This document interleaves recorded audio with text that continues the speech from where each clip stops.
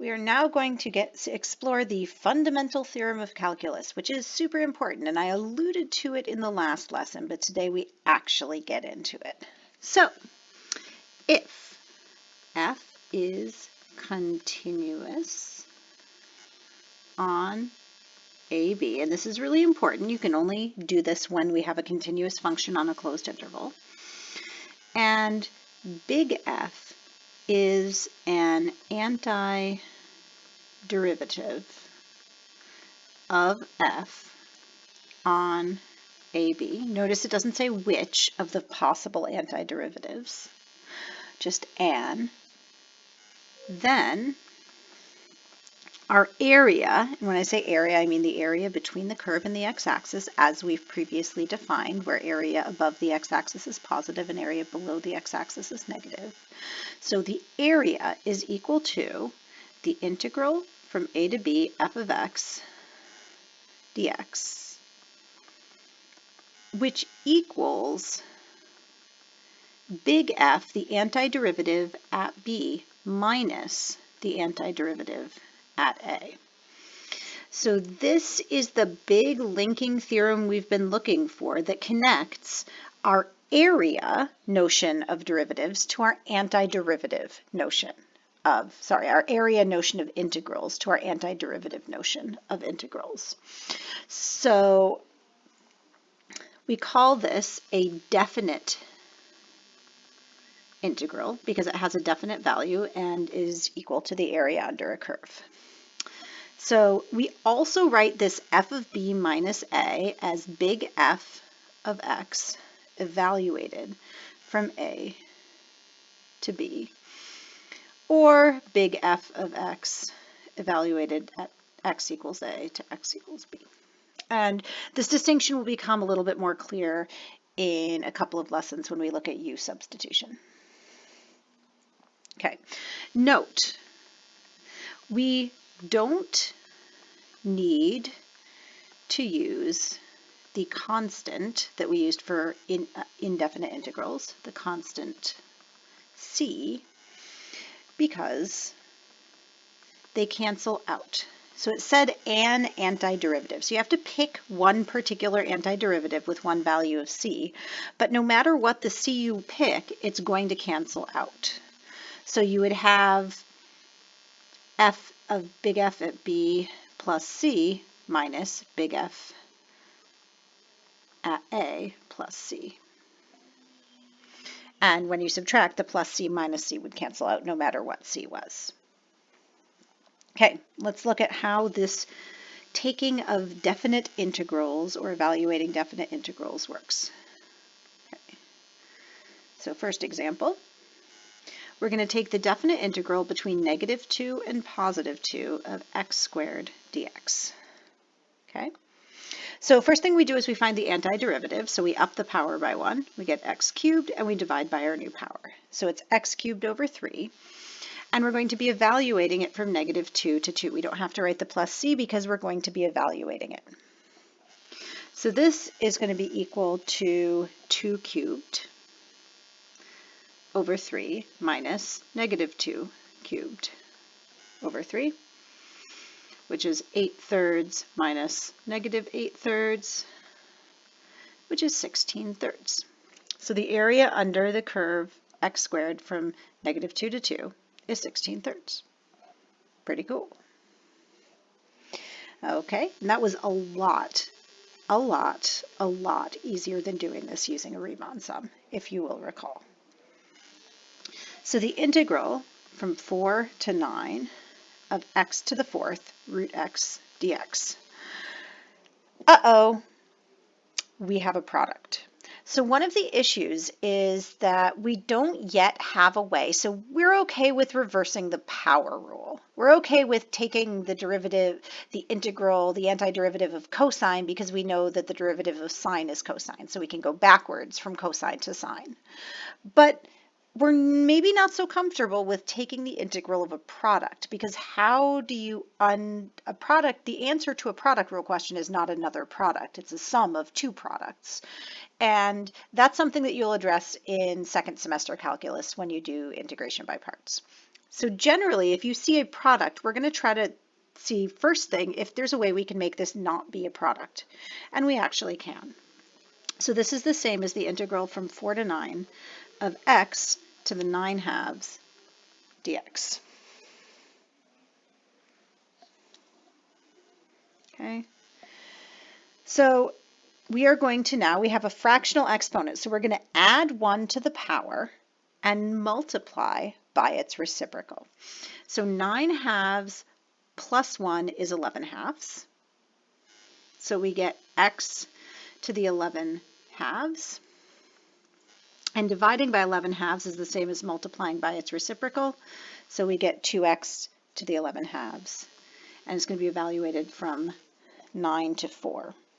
So we are going to remember the top number is always the first one and the bottom number is always the one you subtract. So this is 2 times radical 9 to the 11th power over 11 minus 2 times radical 4 to the 11th power over 11. And if we want to factor out a 2/11, we take the square root, we have 3. So this is equal to 2 over 11 times 3 to the 11th minus 2 to the 11th. And I am not going to be calculating those, not today. So let's just say they're very big numbers. Example number 3. The integral between -1 and 1 of 1 over x squared dx.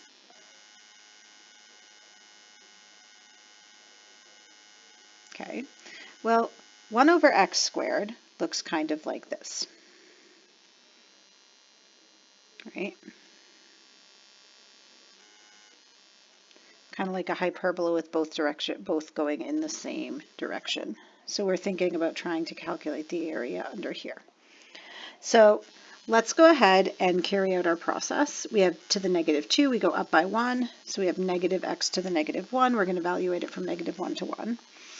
So negative x to the -1 is -1 minus, and then we have a -1, which is +1, which gives us -2. That doesn't make any sense because we have area that's above the x-axis. So this integral right here, there was a problem. If you look way back at what my fundamental theorem of calculus says, it says that f has to be continuous on the interval we're looking at, and 1 over x squared has a discontinuity at x equals 0. So this definite integral does not exist because x equals 0 is not allowed. F of x must be continuous on the closed interval from a to b. So if we wanted to, we could take the integral of 1 over x squared from +1 to +3, say. That would be okay because there's no discontinuity on that region. But any region that contains a discontinuity, your definite integral is not going to come out properly. Let's look at another example. The integral from 0 to 6 of f of x dx, given that f of x equals x cubed for x less than 2 and 5x minus 2 for x greater than or equal to 2. Okay, so let's not make the same mistake we did last time. We have a piecewise function. We have to check to make sure it's actually continuous at x equals 2. So is it continuous at x equals 2? Well, let's see. 2 cubed is, so the limit as x approaches 2 from below is 2 cubed, which is 8. Limit as x approaches 2 from above is 10 minus 2, which is 8. So these two are equal, yes. it is continuous. So since we have continuity, if you remember, if the integral from a to b, we can stop at a second point in the middle. So what we're going to do is we're going to integrate this in pieces. This is not integration by parts. That is something different. We are integrating in just a couple of pieces. So because 2 is where we change from being one function to being another, we're going to integrate from 0 to 2.